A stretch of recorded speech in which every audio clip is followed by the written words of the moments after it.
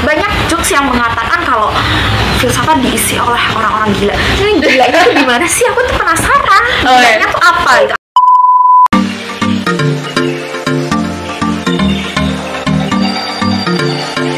Halo semuanya, balik lagi di Arah Rencana.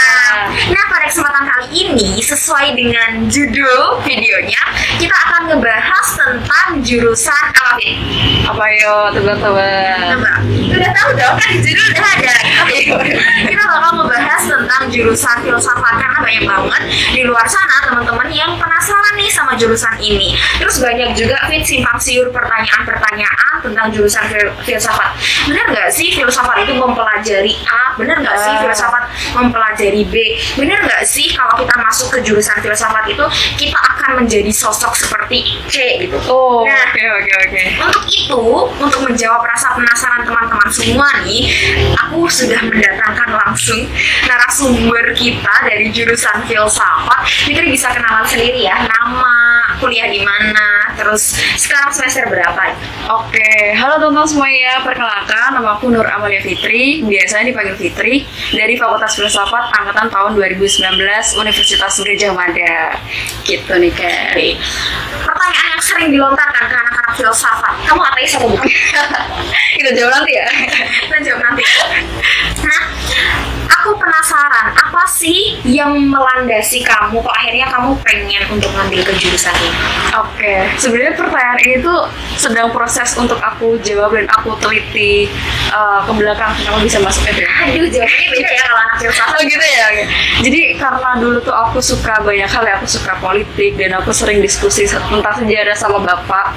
Terus aku juga suka belajar soal hukum gitu. Dan menurutku filsafat itu jadi tempat di mana bisa belajar semuanya meskipun belum bisa sedalam kayak jurusan-jurusan lain gitu sih. Jadi sebelum masuk filsafat itu aku les dan salah satu mentorku itu kebetulan juga orang filsafat gitu. Dan di situ dia ngasih tahu tentang informasi soal fakultas filsafat, terus ngasih tahu progresnya gini-gini dan dinamika di sana seperti apa. Nah akhirnya di situ ya udah aku mantap aja gitu. Tapi ada dinamika yang menurut aku tuh banyak banget progresnya yang kadang itu nggak sesuai dengan ekspektasi aku. Kayak gitu sih nih kan. Pasti orang-orang penasaran apa sih hal yang nggak sesuai sama ekspektasi kamu gitu. Tapi kita jawabnya nanti ya, biar semuanya pada semangat mantengin video ini. Nanti di pertengahan kalau udah mulai panas nih obrolan kita akan menjawab ekspektasi itu ya. Nah selanjutnya kalau misalkan teman-teman pengen untuk masuk ke jurusan filsafat, dia harus memiliki dasar ilmu apa sih Fik, biar nggak kaget gitu. Oke, karena filsafat itu sosum dan bisa dimasukin anak MIPA ya. Menurutku pengetahuan apapun bisa yang maksudnya nggak ada patokan kamu harus bisa ini bisa itu. Tapi setelah meneliti aku sampai di semester 5 ini, yang benar-benar bisa terpakai di Fakultas Filsafat itu adalah sejarah ya, sejarah pemikiran. Terus kamu juga tahu sejarah tentang dunia, sejarah tentang ilmu pengetahuan itu bagaimana kayak gitu. Itu benar-benar terpakai banget dan banyak dieksplor ketika kamu masuk ke jurusan itu. Gitu sih. Tentang sejarah ya utamanya. Teman-teman di luar sana dari awal udah nggak suka sama sejarah, tapi dia pengen untuk masuk ke filsafat, apakah kamu merekomendasikan?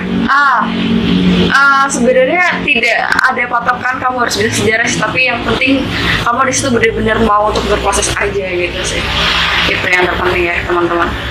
Tapi perlu di-highlight bahwasanya banyak materi-materi sejarah yang diajarkan di filsafat ini ya.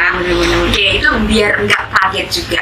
Nah, sebagai mahasiswa filsafat, keperluan apa aja sih yang dibutuhkan? Mungkin buku-buku yang seperti apa, modelnya, apakah ada alat-alat tertentu yang harus dimiliki gitu? Oke.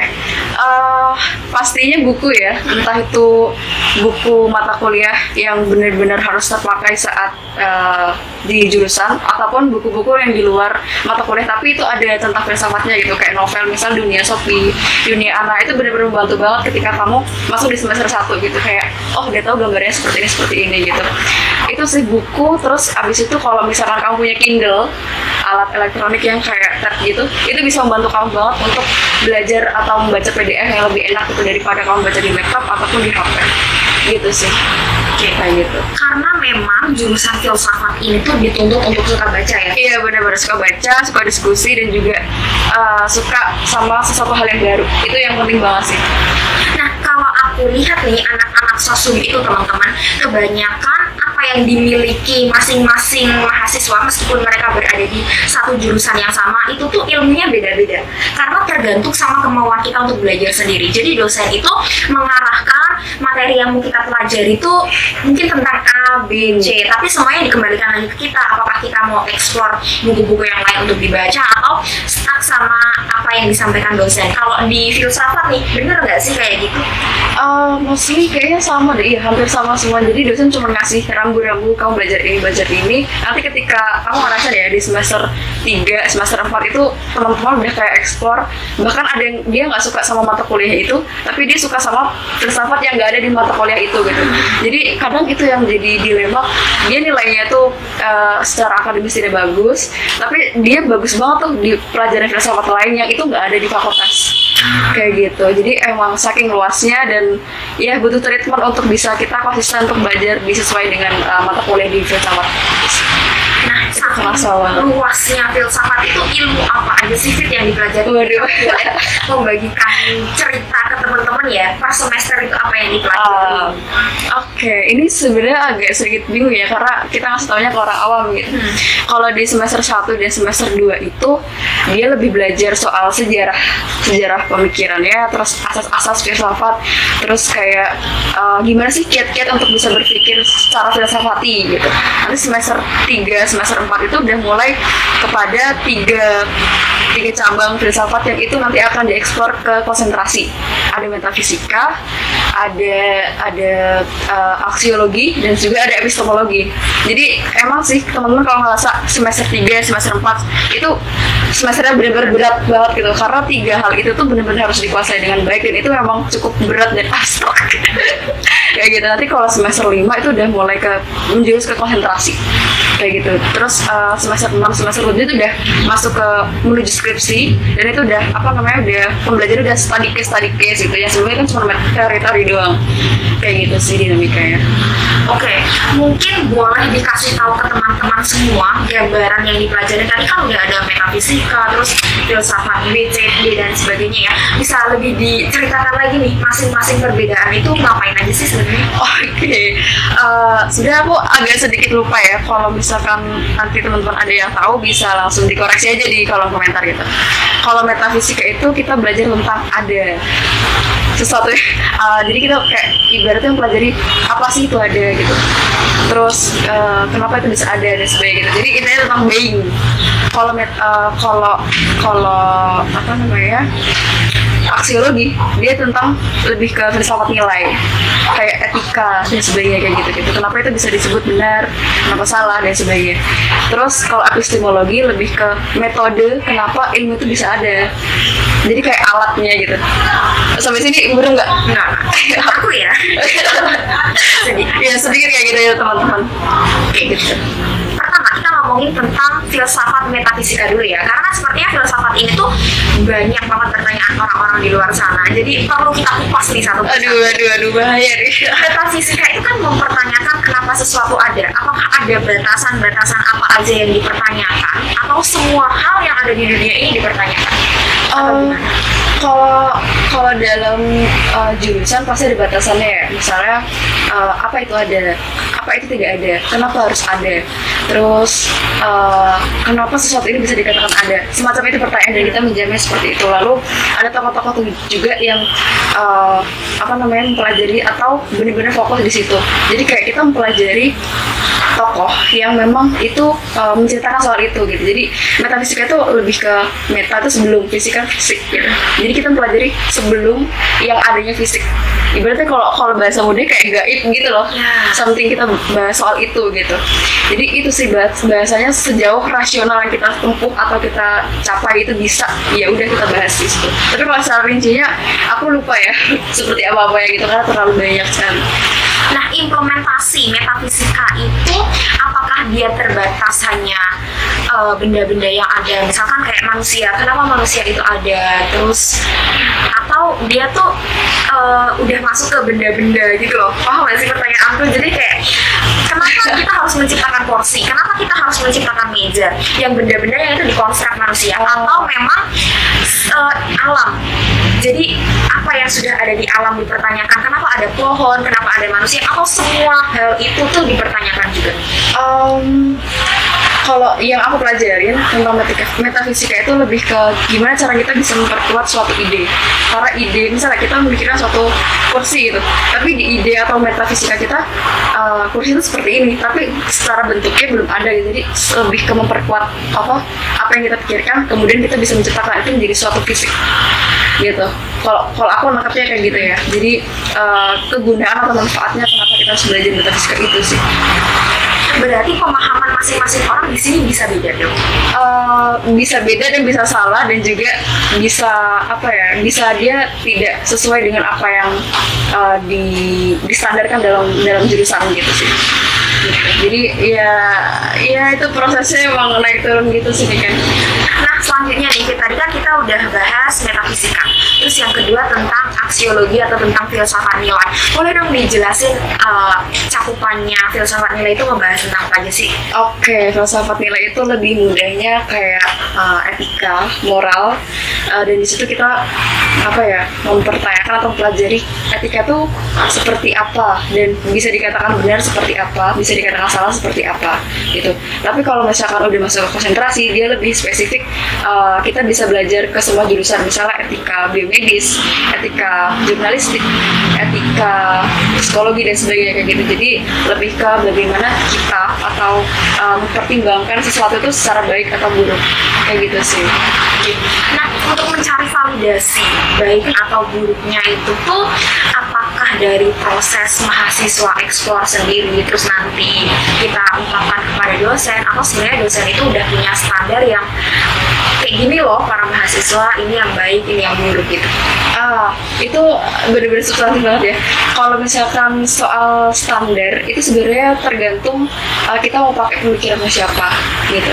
Jadi kadang memang moral itu dibentuk dari satu sejarah atau lingkungan masyarakat itu seperti apa gitu. Antara satu pemikiran atau satu orang, satu filsuf itu berbeda-beda gitu. Jadi memang kalau mahasiswa menemukan satu hal yang di luar dari itu tetap diterima. Cuman dia harus memenuhi apa yang seharusnya dia tahu dari fakultas itu gitu, dari jurusan itu. Oke, jadi memang mirip ya sama ilmu aku gitu. Mungkin kita bisa sambil sharing ya, Fit. Jadi kalau di tempat aku tuh ada berbagai macam teori, tergantung sama siapa penemunya. Jadi kalau misalkan ada pemikiran-pemikiran, dia pemikirannya beda nih, tapi garis besar pemikirannya apa sih gitu. Oh berarti itu tuh condong ke realis, berarti dia cocok ke realis. Oh ternyata dia cocok ke konstruktivis gitu. Mungkin filsafat juga sama ya sepertinya. Iya. Tapi lebih awal banget itu sebelum masuk ke I see. Ini mungkin teman-teman yang lagi nonton yang belum masuk ke dunia perkuliahan agak bingung, karena bahasanya semakin berat kalau masalah filsafat. Tapi biar teman-teman juga tahu ya kira-kira gambarannya seperti itu. Jadi kalau buat semuanya yang tertarik itu menantang banget nih jurusan filsafat, boleh dicoba. Boleh. Yang ketiga, kita tadi udah metafisika, habis itu aksiologi, habis itu epistemologi. Yang epistemologi gimana? Ya, epistemologi itu lebih kayak alat kita menemukan suatu ilmu, metode yang kita pakai untuk bisa menemukan suatu ilmu. Dan dari epistemologi itu nanti melahirkan banyak-banyaknya ilmu pengetahuan, misal matematika, kemudian biologi, kemudian ada geografi kayak gitu. Jadi filsafat kayak menggali semua yang ada di dunia ini, gimana sih caranya bisa terbentuk, atau dia itu menciptakan suatu teori. Nah akhirnya di situ diklasifikasikan berdasarkan konsentrasinya gitu. Kalau misalkan soal hewan, berarti ini soal kalau kita belajar soal faal misalnya, faal tubuh, berarti ini masuk ke biologi gitu. Jadi lebih ke alat untuk mencari ilmu pengetahuan itu bisa ada kayak gitu. Wow, ini tuh sesuatu hal yang sangat menarik karena bahasanya kita tuh luas banget ya kalau ngomongin filsafat. Nah aku juga ngobrol sama beberapa temanku yang dia di ranah saintek mungkin ya. Enggak, maksudnya gini, yang dia di ranah saintek, terus dia tuh dapat filsafat ilmu, fisika filsafat, terus biologi itu ada filsafat juga, materi-materi seperti itu. Kalau di filsafat sendiri itu apakah dia juga mempelajari yang sampai dalam-dalam, misalkan fisika filsafat seperti apa, biologi filsafat seperti apa, atau dasar-dasarnya aja yang mengantarkan masing-masing orang kalau misalkan mau mempelajari masing-masing ilmu itu ya bisa. Iya. Oke, itu ada di semester 4 sama 5 ya. Kita belajar soal filsafat hukum, filsafat politik, terus kemudian filsafat ekonomi, terus ada filsafat sosial. Dan kebetulan banget kemarin aku ngambil filsafat akal budi. Di situ kita belajar soal struktur otak manusia yang mana itu dipelajari sama anak-anak kedokteran. Jadi kalau dasar-dasarnya kita belajar ya, tapi nggak sampai mendalam. Oh, kalau di hukum itu seperti ini gitu. Jadi itu balik lagi sih, aku mulai lebih ke sejarah ya, kalau seperti itu dan sebagainya kayak gitu.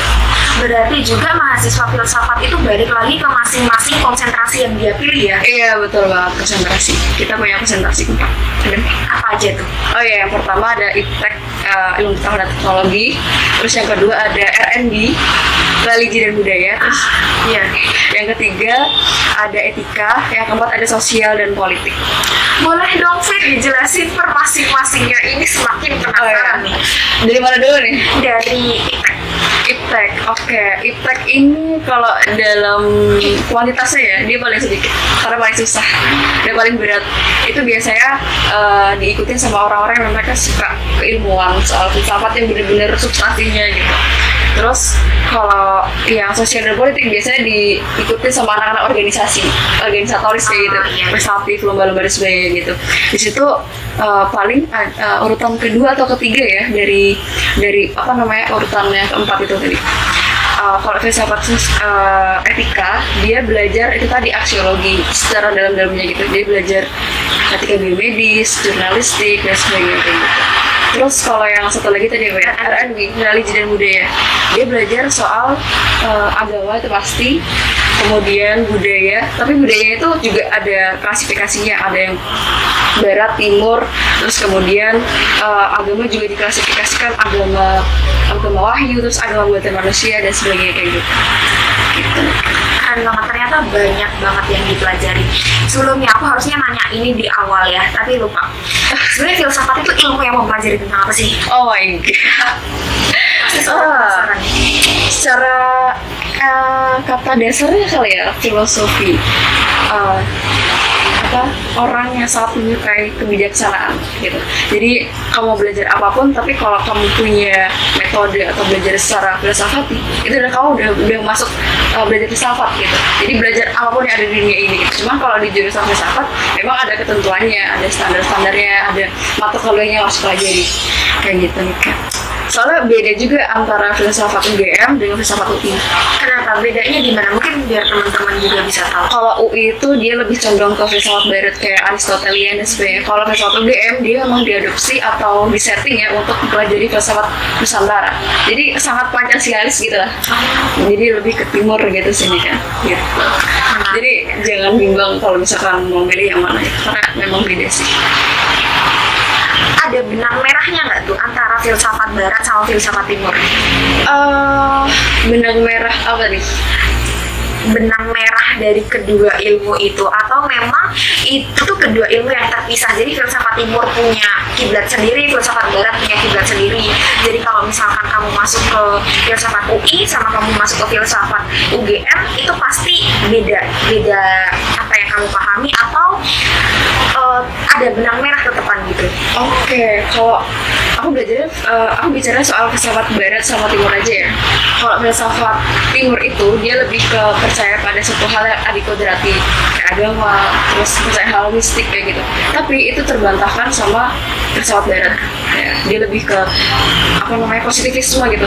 Yang nyata ya nyata gitu. Kalau nggak terlihat ya udah nggak usah yang diperhitungkan atau dipelajari lebih dalam gitu sih.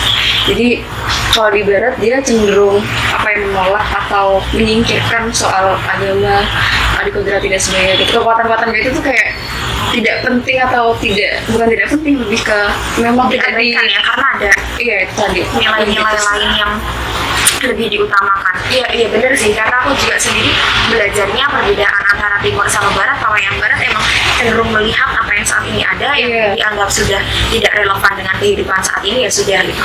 Nah mungkin ini bisa sebagai gambaran buat teman-teman kira-kira kalau misalkan mau ambil filsafat gitu mau masuk ke univ apa, sama perlu nggak sih kita cari tahu dulu di masing-masing univ itu tuh condong ilmunya ke arah mana. Kalau dari profil univ sendiri sih tidak terlalu menjelaskan secara detail ya. Tapi kamu perlu belajar sama alumni yang belajar di situ gitu, atau kamu belajar aja sama masing-masing di situ gitu, atau nggak ngeliat kurikulumnya. Dulu aku sebelum masuk juga lihat kurikulumnya belajar apa sih gitu, konsentrasinya ada apa aja sih gitu. Tapi sayangnya kemarin aku nggak ngeliat yang ada di UI gitu, karena emang pengen aja masuk di UGM gitu, karena lebih dekat sama rumah. Kayak gitu. Tapi ya teman-teman jujur ini tuh penting banget. Jadi misalkan kayak kita, menurut aku ya, jadi misalkan kita mau masuk ke jurusan filsafat, kita tuh juga harus tahu loh filsafat yang dipelajari masing-masing universitas itu tuh filsafat yang arahnya seperti apa. Aku kurang tahu kalau filsafat, tapi kalau di jurusan aku sendiri di HI gitu, filsafat HI yang dipelajari di UGM itu memang arahnya lebih ke akademisi, riset dan sebagainya. Tapi ada univ sebelah yang HI-nya itu lebih diarahkan ke praktikal, ke diplomasi sehari-hari, table manner dan sebagainya. Jadi ada letak perbedaan seperti itu. Mungkin teman-teman juga perlu untuk menggali lebih dalam lagi ya masing-masing univ selain menggali jurusannya. Oke, next week. Hal-hal yang ternyata baru kamu tahu dan baru kamu temukan yang itu menarik banget pas kamu masuk ke filsafat, apa aja sih?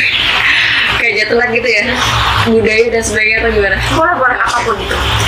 Oh iya, aku jarang banget ya nemuin, misalnya maaf ya, kayak cewek dia berjilbab tapi dia ngerokok gitu, atau dia hari ini pakai jilbab panjang iya rapi lah kayak ukti gitu, tapi besoknya pakai rok pendek, jilbabnya dilepas gitu. Atau enggak ada yang mereka tidur di selasar, yang aku nggak biasa gitu ngeliatin kayak gitu. Jadi lebih ke budaya gitu. Sama ini mereka berkuliah tapi pakai sandal gitu. Ada yang tidur juga di sana, di sekre, mandi juga di kamar mandi gitu. Yang aku asing banget lah ngeliatin, aku ngerasa itu ya aneh aja gitu sih, kayak gitu. Terus sekarang udah biasa ya setelah sudah sangat biasa. Bahkan kalau ke Saintek itu kayak apa sih terlalu rapi banget kalian gitu.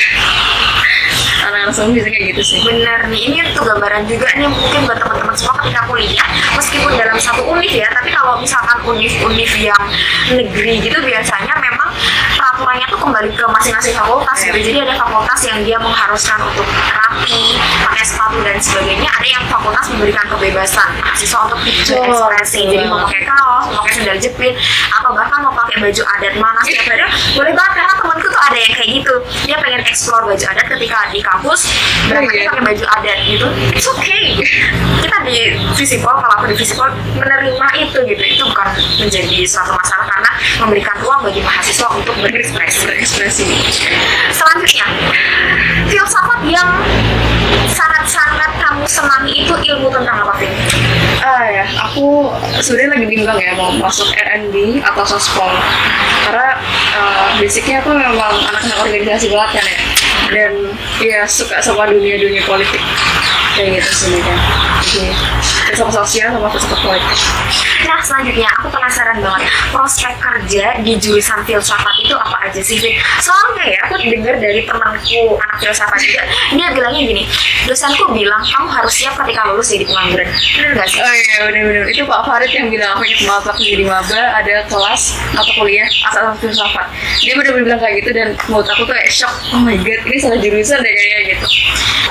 Lulusan filsafat biasanya bisa aja jadi peneliti di LIPI atau enggak litbang di DPR.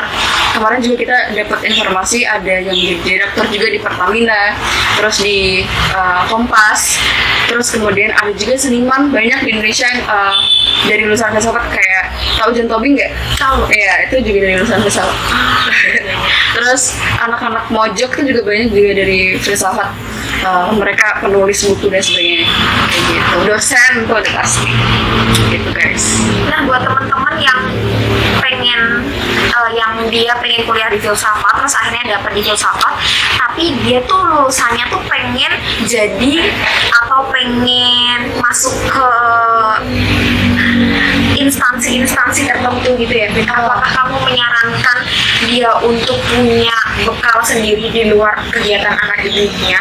Gini, sorry kalau misalkan aku belibet. Jadi mungkin kalau misalkan dia menguasai materi filsafat yang diajarkan di UNIF, itu kan nanti arahnya lebih ke riset atau mungkin arahnya dia jadi dosen gitu kan. Nah, tapi kan tadi kamu bilang ada yang jadi direktur Pertamina dan sebagainya. Berarti melenceng gitu ya? Iya, berarti dia harus punya kekuatan ilmu lain dong. Oke, itu lebih ke soft skill ya, pengembangan soft skill. Karena kalau kamu tidak keluar dari dunia akademik atau coba untuk mengeksplor apa yang kamu punya dan kamu bakat di situ, kamu memang tidak bisa berkembang gitu. Jadi aku sarankan jangan cuma belajar di di bangku kuliah, tapi kamu juga harus mengeksplor lewat organisasi atau ikut lomba-lomba atau ikut komunitas yang benar-benar bisa membuat kamu tuh tahu, oh di luar filsafat tuh juga ada loh ilmu soal ini, ilmu soal itu, atau bisa juga menguatkan dari konsentrasi yang kamu pilih gitu. Jadi aku sarankan banget untuk ikut organisasi, apalagi lomba itu penting banget. Itu yang bisa membantu kamu untuk berproyeksi filsafat gitu. Semua jurusan gitu nggak sih? Iya, sebenarnya kayak gitu ya, kita harus punya ilmu lain selain yang udah diajarkan sama universitas gitu. Iya.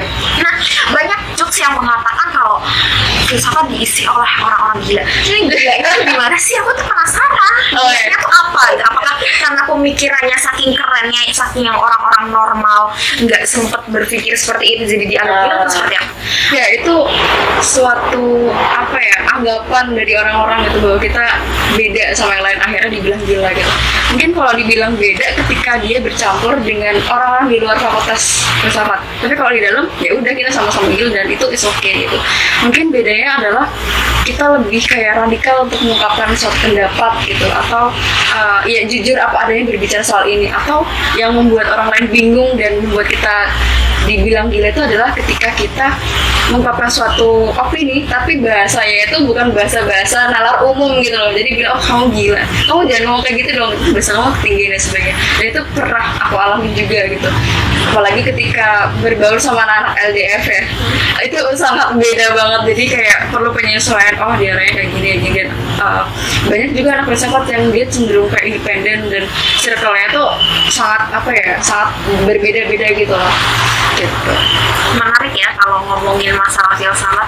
Terus kegiatan filsafat di luar kegiatan akademik apa? Mungkin organisasi atau mungkin sering ikut kegiatan volunteer dan sebagainya gitu. Oke, menarik ya ini. Kalau kita sandingkan dengan fakultas lain misalnya fisikol atau psikologi itu kan mereka sangat punya nama gitu di UNIR. Tapi kalau di filsafat sendiri tuh dia lebih condong kepada kegiatan-kegiatan yang mengolah ilmu gitu, kayak diskusi, terus menulis, membuat jurnal dan sebagainya. Kalau untuk kepengurusan di organisasi itu menurutku ya sedikit gitu. Jadi mereka lebih kayak organisasi tapi yang memang mereka sangat bisa berkembang, bisa kayak seni dan sebagainya kayak gitu-gitu. Jadi kalau organisasi umum tuh menurutku jarang sih, itu jarang banget di fakultas filsafat. Apalagi kemarin ada pemilu ya, itu udah jadi satu hal momok yang sangat melawan sekali atau tidak ingin ikut gitu loh filsafat tuh. Karena dulu pernah ada momen dimana kotak suara di fakultas itu dicolong karena saking tidak sukanya adanya pemilu itu. Jadi gambarnya kayak gitu teman-teman. Menarik ya kalau kita ngomongin jurusan ini memang menantang, perlu dicoba gitu. Selanjutnya Fit, kita udah masuk ke topik kuliah dan sebagainya. Mungkin teman-teman penasaran apakah ada proyek-proyek akhir yang harus dikerjakan sama anak-anak filsafat ini atau gimana?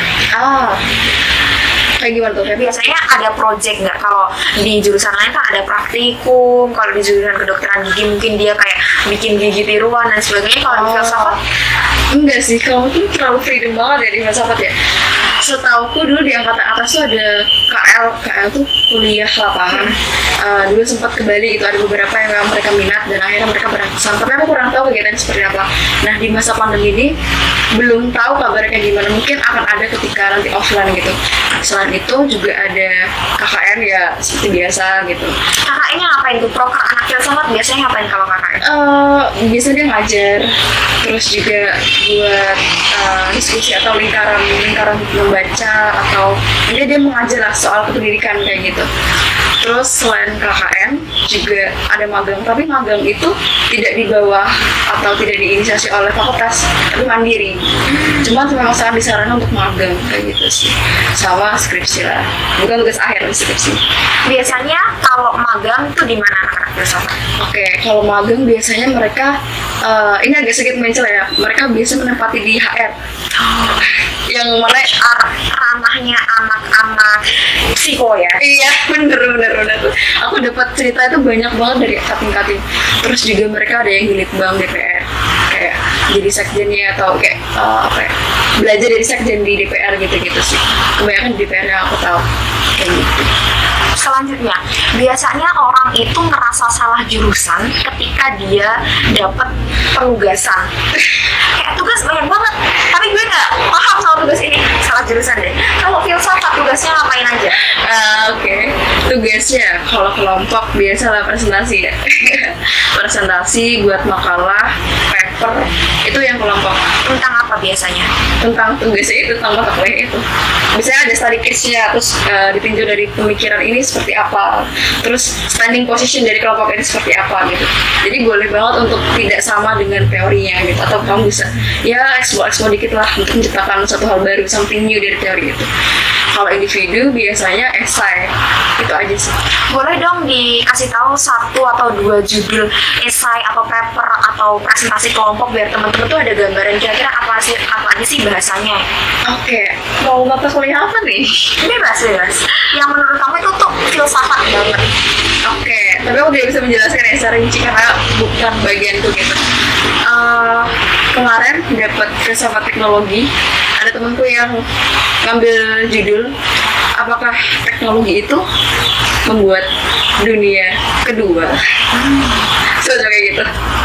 Kayak gitu. Keren banget. Terus itu tuh nggak jadi. Ini pertanyaannya nanti jadi ribet lagi sekali. Aku lanjut ke pertanyaan selanjutnya. Contoh-contoh skripsi anak-anak filsafat tuh ngebahas apa sih, Fit? Oke. Kalau di saintek atau jurusan sosial lain aku kurang tahu ya. Kalau di filsafat tuh ada objek material, ada objek formal gitu ya. Objek formal itu sebagai teori yang dipakai itu apa. Objek material itu adalah study case atau sesuatu hal yang kamu pilih untuk diteliti. Nah, contohnya adalah misalnya nih cinta segitiga menurut Erich Fromm gitu. Itu salah satu, ada skripsi yang mengulik soal itu. Aku tahu banget soalnya cuttingku banget gitu aja.